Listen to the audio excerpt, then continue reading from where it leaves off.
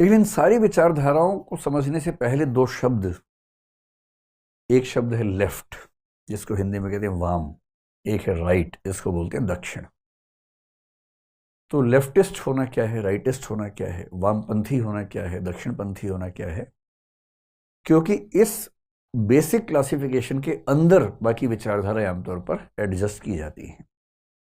जैसे मार्क्सवाद है, समाजवाद है, ये सब लेफ्ट की विचारधाराएं हैं। फासीवाद है, नाजीवाद है, ये सब राइट की विचारधाराएं हैं। कुछ विचारधाराएं सेट नहीं हो पाती इसमें, वो दुविधा है, लेकिन मोटे तौर पर हम सभी विचारधाराओं को लेफ्ट और राइट के अंदर क्लासीफाई कर लेते हैं। इसलिए बेहतर है कि हम शुरुआत यहीं से करें कि लेफ्ट क्या है और राइट क्या है।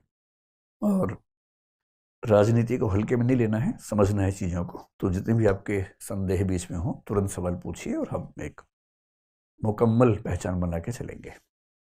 आप में से कितने लोगों को अपने बारे में पता है कि अब लेफ्टिस्ट है कि राइटिस्ट हैं? क्या कुछ लोग ऐसे हैं? लेफ्टिस्ट कितने लोग हैं आप में से? 3 4। और आप में से राइटिस्ट लोग कितने हैं? 2 हैं, 3 हैं। बाकी सब मतलब थोड़ा बैलेंस कर लेते हैं। और कितने ऐसे हैं जो सोच रहे हैं कि ये होता क्या है? ये तो बाद में बताऊंगा, पहले पता तो लगे कि होता क्या है। कई लोग ऐसे भी तो होंगे। तो अभी क्लास के अंत में फिर से मैं आपसे पूछूंगा कि आप में से कितने लेफ्टिस्ट हैं, कितने राइटिस्ट हैं। हो सकता है उस समय तक क्लैरिटी आपको थोड़ी सी बेहतर हो जाए। ठीक है, तो अपना छोड़िए, ये बताइए कि अगर मैं आपसे पूछूं कि भारत के राजनीतिक दलों में से कौन कौन से दल राइटिस्ट हैं, तो आप किस किस पार्टी का नाम लेना चाहेंगे? जिसका मन करे हाथ खड़ा करे और बोले। राइटिस्ट यानी कि दक्षिणपंथी दल अगर कोई है भारतीय राजनीति में तो कौन सा है? हाँ बताइए। बीजेपी है, ठीक है। भारतीय जनता पार्टी ना। बीजेपी तो हो गया, एक तो हो गया। शिवसेना राइटिस्ट पार्टी है, ठीक है। और कोई? MNS, महाराष्ट्र नवनिर्माण सेना, ठीक है। अच्छा, प्रेजेंट में जिसकी गवर्नमेंट होती है वो राइटिस्ट ही माना जाता है? अच्छा, जो सरकार के खिलाफ होता है उसको हम लेफ्टिस्ट मान लेते हैं जनरली? नहीं, आपका नहीं, मतलब जनरली आपका मानना है कि जो सरकार के खिलाफ है वो लेफ्टिस्ट हो जाता है, जो सरकार में है वो राइटिस्ट हो जाता है। हाँ, एक बहुत सामान्य रूप से ऐसी संभावना पे सोचा जा सकता है। हालांकि उस केस में हमें यह मानना पड़ेगा कि चीन की सरकार दक्षिणपंथी है। वैसे तो चीन की सरकार के बारे में सच में चीन को भी नहीं पता कि क्या सरकार है। भारत में एक नेता हुए थे सीताराम केसरी, आपने शायद नाम सुना होगा, कांग्रेस के अध्यक्ष रहे कुछ समय। उन्होंने चीन को, आपको पता ना चाइनीज कम्युनिस्ट पार्टी कहते हैं कि चाइना एक कम्युनिस्ट कंट्री, ऐसा कई लोग मानते हैं। चाइना भी मानता है, क्लेम भी करता है। तो एक बार सीताराम केसरी ने एक इंटरव्यू में बड़ी अच्छी बात कही। उन्होंने कहा कि चीन की कम्युनिस्ट सरकार जो है ना वो DTC की बस जैसी है। DTC समझते हैं आप लोग? Delhi transport corporation. तो चीन की कम्युनिस्ट पार्टी की सरकार DTC की बस जैसी है, इंडिकेशन लेफ्ट का देती है, मुड़ती राइट में है। तो पता नहीं चलता कि वो सच में वामपंथी हैं कि दक्षिणपंथी हैं, लेकिन वो क्लेम करते हैं कि वो वामपंथी यानी कि लेफ्टिस्ट हैं, ऐसा उनके बारे में कहते हैं। चलिए, तो राइट में आपने कुछ पार्टियां बता दी, बीजेपी और शिवसेना और महाराष्ट्र नवनिर्माण सेना। और कोई पार्टी में ध्यान नहीं आ रही? अच्छा, लेफ्ट का बताइए, लेफ्ट में कौन सी पार्टीज हैं? कांग्रेस लेफ्ट में है, और CPI, TMC, ठीक है, TMC को भी लेफ्ट में रख लीजिए। और मतलब जो मोदी के खिलाफ हैं वो सब लेफ्ट वाले हैं बेसिकली, और जो उनके समर्थन में वो सब राइट वाले हैं। तो फिर नीतीश कुमार कहाँ हैं? वो मतलब राइट में से लेफ्ट में चले गए, ऐसा लग रहा है। ठीक है, चलिए शुरू करते हैं, इसके पीछे की क्या कहानी है। देखिए, अगर हिस्टोरिकली इस चीज को देखें, हिस्टोरिकली तो मामला बहुत ही आसान सा है। और आसान सा ये मामला है कि 1789 में जब फ्रेंच रिवॉल्यूशन का दौर चल रहा था, आपने सुना है फ्रांस में क्रांति हुई थी, जिसको इतिहास में बहुत महत्व मिलता है। उस फ्रेंच रिवॉल्यूशन में घटना घटी, बहुत छोटी सी घटना है, और बात सिर्फ उतनी सी थी जहां से ये बात शुरू हुई। लेकिन जब बात शुरू हो गई तो उसके बाद बात बहुत आगे बढ़ गई। बात ये थी कि नेशनल असेंबली की बैठक चल रही थी, और नेशनल असेंबली की बैठक में जो बीच में थे वो तो जो चेयरपर्सन थे, प्रेसिडेंट थे या किंग मान लीजिए, वो थे। उस समय फ्रांस में माहौल ऐसा था कि उनके समर्थन और विरोध में तलवारें खिंची हुई थी। जब ऐसा माहौल होता तो जो एक तरफ के लोग हैं चाहते कि एक साथ में बैठें, गुटबाजी जो चरम पे होती है, घर तक में ऐसा होता है, परिवार तक में ऐसा होता है, तो वहां भी ऐसा होता था। तो राजा के दाईं तरफ वो सब लोग बैठे। मैं राजा की तरफ से देखूं तो इसको दायां, हम इधर से देखते हैं ना, इसको दायां मान लीजिए, राइट मान लीजिए, इसको लेफ्ट मान लीजिए। राजा के राइट साइड में वो सब लोग बैठे जो राजा के समर्थक थे, सपोर्टर्स थे। वो राजतंत्र के समर्थक थे। उनका मानना था कि ये जो मोनार्की है, राज सत्ता है, बनी रहे। लेफ्ट में वो सब लोग बैठे जो उस समय राजा के या राजतंत्र के विरोधी थे, और इनका मानना था कि अब राजतंत्र खत्म हो जाना चाहिए, अब रिपब्लिक सिस्टम, रिपब्लिकन सिस्टम यानी कि लोकतंत्र का सिस्टम शुरू होना चाहिए। रिपब्लिक का मोटा मोटा मतलब ऐसा लोकतंत्र जिसमें जो राज्य का प्रमुख है वो भी चुना जाता है। जैसे इंग्लैंड रिपब्लिक नहीं है, अमेरिका है, भारत है, क्योंकि हमारे यहाँ राष्ट्रपति, उनके यहाँ भी राष्ट्रपति अमेरिका में भी चुना जाता है, जबकि इंग्लैंड में आप देखेंगे कि जो किंग है वो किंग ही है।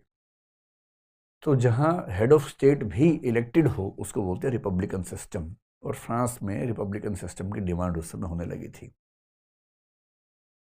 तो मोटी सी बात यह हुई कि तब से बात चल पड़ी कि जो समर्थक लोग हैं वो राइटिस्ट हैं और जो विरोधी लोग हैं वो लेफ्टिस्ट हैं। राजतंत्र के समर्थक राइट, विरोधी लेफ्ट। शायद इसी को ध्यान में रख के आपने ये बात कही कि जो सत्ता का समर्थक है वो राइटिस्ट है, जो सत्ता का विरोधी है वो लेफ्टिस्ट है। पर यह बात सिर्फ इतनी है नहीं, इसे अगर थोड़ा सा और आगे बढ़ाएं, ये जो विरोधी थे ये कौन लोग थे आमतौर पर? ये वो लोग थे जो आम लोग थे, जो कॉमनर्स थे, जिनको वहां की भाषा में थर्ड एस्टेट भी कह देते हैं, जो कॉमनर्स थे। और जो समर्थक थे वो आमतौर पर वो लोग थे जो काफी प्रभुत्वशाली लोग थे, पावरफुल लोग थे, नोबिलिटी थी, एरिस्टोक्रेसी थी, जो काफी समृद्ध और रसूख वाले लोग थे, ताकतवर लोग थे, पैसे वाले लोग थे, अमीर लोग थे। क्योंकि जो अमीर आदमी होगा, जो फायदे में होगा, वो परिवर्तन क्यों चाहेगा? परिवर्तन इतिहास के हर दौर में वही चाहता है जो नुकसान में है। ये जिसको कम से कम इस बात का एहसास है कि मैं नुकसान में हूं, बेशक वो फायदे में हो, सारा खेल एहसास का है। इसको सोशियोलॉजी और पॉलिटिकल साइंस में एक शब्द बोलते हैं, the feeling of relative deprivation. तुलनात्मक रूप से वंचित होने की भावना सारे आंदोलनों के मूल में होती है। अगर कोई आपको रियलाइज करवा दे कि आप वंचित हैं, बेशक आप वंचित ना हो, बस रियलाइज करवा दे, तो आप आंदोलन करने लगेंगे। और यदि आपको रियलाइजेशन है कि आप फायदे में हैं, तो आप आंदोलन कभी नहीं करेंगे। एक सामान्य सी बात इतिहास में देखी जाती है। फिर देखा गया कि समर्थकों में जितने लोग क्लर्जी में थे, क्लर्जी का मतलब है जो चर्च के समर्थक है, धार्मिक लोग हैं, चर्च के लोग हैं बेसिकली, जो चर्च के लोग थे वो भी आमतौर पर राजतंत्र के समर्थन में थे, क्योंकि चर्च और राजतंत्र के बीच में एक अच्छा खासा सिस्टम बना हुआ था। और जो विरोधी लोग थे उनको चर्च की सपोर्ट नहीं थी, तो हम कह सकते हैं कि चर्च की सपोर्ट इस तरफ प्रायः नहीं थी। तो हम कह सकते हैं कि धार्मिक लोग आमतौर पर समर्थकों में थे, जो धार्मिक नहीं थे या धर्म से दूर थे वो आमतौर पर विरोधियों में शामिल हो गए थे। जब कोई आंदोलन होता है तो 2, 4, 5, 10, 20 लोग समझते हैं उसकी गहराई, बाकी लोग तो माहौल बनाते हैं। उनको बस बदलाव चाहिए, उनको ये नहीं पता बदलाव से क्या होने वाला है, कैसे होगा। तो इसी को एक शब्द में और कह दें कि जो विरोधी हैं उनको बोलते हैं प्रो चेंज, कि चेंज होना चाहिए, बदलाव होना चाहिए। और ये जो लोग थे ये थे स्टेटस कोइस्ट। स्टेटस को एक शब्द है पॉलिटिकल साइंस में, स्टेटस को का मतलब है यथास्थिति, जैसी स्थिति है बनी रहे। तो स्टेटस को में जो यकीन रखते हैं उनको बोलते हैं स्टेटस कोइस्ट, और विचार को बोलते हैं स्टेटस कोइज्म, यानी कि यथास्थितिवाद। जो है रहने दो, चेंज मत करो, बदलाव मत करो, परेशान मत करो। 2-3 मीटिंग्स ऐसी हुई। पहले मीटिंग्स हुई नेशनल असेंबली की, फिर हुई कॉन्स्टिट्यूएंट असेंबली की, और उसमें ये मोटा मोटा खाका बना रहा कि चेंज के समर्थक, राजतंत्र के विरोधी, आम आदमी, धर्म से दूर रहने वाले लेफ्ट में बैठे, राजतंत्र के समर्थक, समृद्ध लोग, चर्च के समर्थक, यथास्थितिवादी राइट में बैठे और धीरे धीरे ये मुहावरा फैलने लगा, फ्रांस के बाहर भी फैलने लगा कि राइट में होने का मतलब ये होता है और लेफ्ट में होने का मतलब ये होता है। अब क्या होता है कि जब कोई विचार बाहर फैलता है, जब कोई विचार डिफ्यूज होता है, डिफ्यूज का मतलब यहाँ प्रसरण से है, उसके फैलने से है, प्रसारित होने से है, दूर दूर जाने से है, तो कुछ मूर्ख लोग तो उस विचार को वैसा का वैसा फॉलो करने लगते हैं और जो समझदार लोग हैं वो उस विचार को अपने समाज की ज़रूरतों के हिसाब से क्या करते हैं, कस्टमाइज कर लेते हैं। अब फ्रांस में जाति व्यवस्था नहीं थी, पर भारत में तो थी। फिर फ्रांस में उस समय रंग भेद का मामला उतना प्रबल नहीं दिखता था, पर अमेरिका में दिखता था। तो जब ये विचार बाकी देशों में गया, जैसे मान लीजिए यूएसए में गया, जैसे मान लीजिए भारत में आया, तो इन देशों के समझदार लोगों ने अपने समाज की हकीकतों के हिसाब से इस विचार को थोड़ा सा मॉडिफाई करना शुरू किया। तो क्या हुआ, अब आप सोच के देखिए, यूएस में रंग भेद अगर एक सच्चाई है, तो रंग भेद के विरोधी, और रंग भेद वहां की वास्तविकता बनी हुई थी उस समय, तो रंग भेद के विरोधी आमतौर पे अश्वेत होंगे या श्वेत होंगे, ब्लैक्स होंगे या व्हाइट्स होंगे, ब्लैक्स होंगे, विरोध करेंगे। और व्हाइट्स में से एक बड़ा हिस्सा, सब तो नहीं पर एक बड़ा हिस्सा चाहेगा कि ये व्यवस्था बनी रहे क्योंकि उनको फायदा होता है। तो धीरे धीरे ऐसा दिखने लगा कि जो वहां के ब्लैक्स हैं वो लेफ्ट ओरिएंटेशन में जाने लगे और जो व्हाइट्स हैं वो राइट ओरिएंटेशन में जाने लगे, क्योंकि बदलाव की भूख उनमें ज्यादा थी जो परेशान थे। सीधी सी बात है, तो हर जगह होगा। फिर अगर मैं 1860s की बात करूं, अमेरिका के दक्षिणी 7 राज्य जो उस समय अमेरिका से अलग हुए थे, गृह युद्ध हुआ था, सिविल वॉर हुआ था, दास प्रथा को लेकर हुआ था। दास प्रथा का समर्थन करने वाले राइट में होंगे और दास प्रथा का विरोध करने वाले लेफ्ट में होंगे, सीधी सी बात है ना। हर देश में ऐसा हुआ। जब बात भारत में आई तो भारत में भी ये हुआ, क्योंकि भारत में गरीबी अमीरी का अंतर जितना था उससे ज्यादा अंतर जाति के स्तर पर था, लिंग के स्तर पर था। जो व्यक्ति जाति वाले आंदोलन में निम्न जातियों, निम्न कही जाने वाली जातियों के पक्ष में खड़े होंगे, उनकी ओरिएंटेशन को क्या मान लिया गया कि वो लेफ्टिस्ट हैं। इसलिए अगर आप समाजवादी पार्टी की बात करें, बहुजन समाज पार्टी की बात करें, इनका दावा क्या है कि हम उन जातियों का नेतृत्व करते हैं जो इतिहास में नुकसान में रही हैं। तो इनकी ओरिएंटेशन कैसी मान ली जाएगी, लेफ्ट मान ली जाएगी। और जो जाति में उन जातियों का समर्थन करेंगे या उन जातियों के वोट बैंक पे बेस्ड होंगे जो परिवर्तन की बहुत भूख नहीं रखती हैं, जो मानती हैं कि जो चल रहा है ठीक चल रहा है, वो राइट हो जाएंगे। सीधी सी बात है ना। तो जाति के आधार पर हमने लेफ्ट राइट का एक मोटा मोटा मुहावरा घड़ लिया। दक्षिण भारत में एक पेरियार नाम के बहुत प्रसिद्ध आंदोलन करने वाले नेता हुए। सेल्फ रिस्पेक्ट मूवमेंट नाम से उन्होंने एक आंदोलन चलाया। वो इतना महत्वपूर्ण आंदोलन है तमिलनाडु के इतिहास में, क्योंकि उन्हीं से द्रविड़ कजगम की शुरुआत हुई, जो आगे चलकर डीएमके और फिर एआईएडीएमके सब कुछ वहीं से डेवलप हुआ। कहते हैं कि उनके ऊपर सोवियत संघ की कम्युनिस्ट पार्टी के तौर तरीकों का प्रभाव वैचारिक स्तर पे आ गया था और लेफ्ट ओरिएंटेशन आ गई थी, जबकि वो तो जाति की बात कर रहे थे। फिर महाराष्ट्र में जाति विरुद्ध आंदोलन हुए, बहुत सारे हुए, ज्योतिबा फुले ने भी किया। लोगों ने माना कि ओरिएंटेशन लेफ्ट की माननी चाहिए। डॉक्टर अंबेडकर को लोगों ने लेफ्ट ओरिएंटेशन का व्यक्ति माना आगे चलकर, स्वाभाविक सी बात थी। फिर अमेरिका हो या भारत हो, दोनों जगह एक प्रश्न ये भी उठा कि जो महिलाएं हैं, महिलाएं जिस स्थिति में हैं सामान्यतः पुरुषों की तुलना में, वो स्थिति बराबरी की है, फायदे की है, नुकसान की है। तो इस पर एक सामान्य समझ है कि महिलाओं के अधिकार उतने नहीं हैं जितने पुरुषों के पास हैं।